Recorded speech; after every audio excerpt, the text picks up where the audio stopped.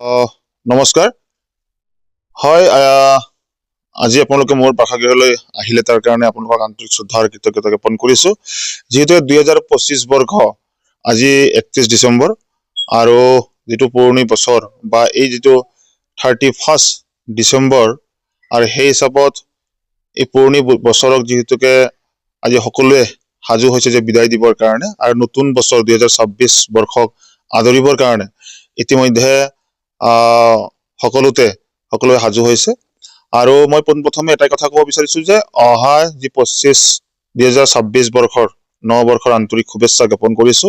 সদৌ অসম আদিবাসী ছাত্ৰ সন্থা আছা ওদালগুৰি জিলা সমিতিৰ তৰফৰ পৰা আছাৰ সমূহ আঞ্চলিক সমিতি শাখা সমিতিৰ পৰা আদি কৰি যিমানখিনি আমাৰ আছাৰ কৰ্মকৰ্তাসকল আছে আৰু যিমান আমাৰ কেন্দ্ৰীয় পৰ্যায়ত যিখিনি সভাপতি সম্পাদক প্ৰমুখ কৰি যিমানখিনি আমাৰ আদিবাসী জনগোষ্ঠীৰ সমূহ পৰিয়ালক আন্তৰিক শ্ৰদ্ধা আৰু আন্তৰিক শুভেচ্ছা জ্ঞাপন কৰিছো। তাৰ লগে লগে সমগ্ৰ অসমবাসী ৰাইজক আদিবাসী ছাত্ৰ সন্থাৰ তৰফৰ পৰা নতুন বছৰৰ আন্তৰিক শুভেচ্ছা জ্ঞাপন কৰিছো। আমি আশা ৰাখিছো এই নতুন বছৰত যাতে নতুন আশা নতুন যিবিলাক সপোন বিলাক যাতে বাস্তৱত সুন্দৰভাৱে যাতে পাৰ হয় তাৰ কাৰণে সকলোকে কামনা কৰিছো। কিয়নো এই নতুন বছৰত যাতে নতুন কিছুমান চিন্তাধাৰাৰে যাতে আমি আগন্তুক দিনত আগুৱাই যাব পাৰো, যাতে ভগৱানে যাতে আমাক ভাল শক্তি আমাক যাতে প্ৰদান কৰে, যাৰ ফলস্বৰূপে আমাৰ জীৱনৰ কাৰণে যাতে ভাল কিছুমান কাম যাতে আমি কৰিব পাৰো তাৰ কাৰণে আমি সকলোৱে ভগৱানৰ ওচৰত আশীৰ্বাদ বিচাৰিছো। আৰু পুৰণি বছৰত যিমানখিনি এই 2025 বৰ্ষ আমি দেখিবলৈ পাইছো বহুত ঘাট প্ৰতিঘাতৰ মাজেৰে এই 25 বৰ্ষটি আচলতে পাৰ হৈ গল। আজি ভাল আমাৰ আদিবাসী ছাত্ৰ সন্থাৰ যিগৰাকী সভাপতি আমাৰ প্ৰদীপ নাগ ডাঙৰীয়া আমাৰ মাজৰ পৰা তেওঁ চিৰ বিদায় ললে। তাৰ সমান্তৰালভাৱে আমাৰ হাৰ্থ যিগৰাকী আমাৰ জুবিন দা আমাৰ মাজৰ পৰা বিদায় ললে। তো তেনেকুৱা দুখ বহুত আমি পাৰ কৰিলো।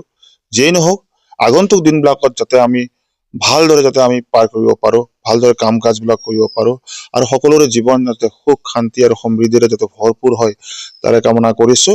আৰু আদিবাসী ছাত্ৰ সন্থাৰ যিমানখিনি আমাৰ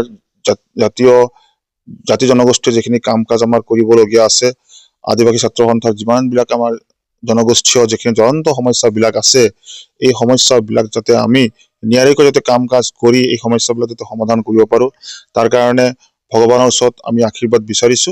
কিয়নো যথেষ্ট কৰণীয় বিলাক আছে।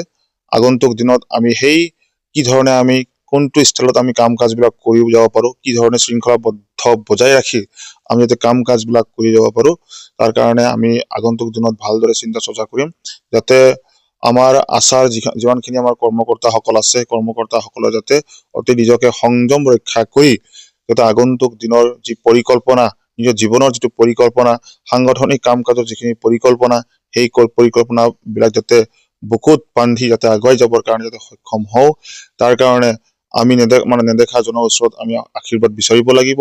কিয়নো আপোনালোকে জানেই যে এই নতুন বছৰত যাতে কোনো তেনেকুৱা ধৰণৰ মদ্যপানকে আদি কৰি এইবিলাকত যাতে ব্যস্ত নথৈ যাতে নিজৰ জীৱন গঢ়াৰ কাৰণে ভাল এটা চিন্তা কৰে, যাতে বিগত সময়ত যিখিনি ঘাট প্ৰতিঘাত বিলাক গুচি গ'ল, দুখ কষ্টবিলাক গুচি গ'ল সেইবিলাক আমি পাহৰি আৰু যিমানবিলাক আমাৰ লগ বন্ধুক যদি কেতিয়াবা আমি মোৰ ব্যক্তিগতভাৱেও যদি কাৰোবাক আঘাত দিছো সেইবিলাক যাতে পাহৰি যায় আৰু আগন্তুক দিনত যাতে ভাল চিন্তা ভাল মনেৰে যোগাত্মক আৰু ধনাত্মক চিন্তাধাৰাৰে যাতে আমি আগুৱাই যাব পাৰো তাৰ কাৰণে ভগৱানৰ ওচৰত আশীৰ্বাদ বিচাৰিছো। ধন্যবাদ।